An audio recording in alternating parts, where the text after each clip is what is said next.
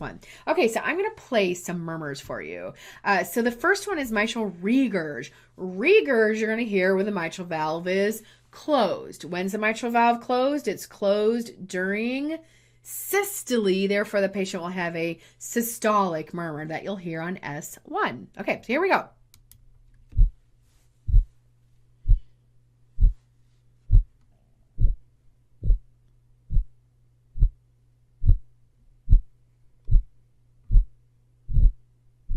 All right, so did you hear it on S1?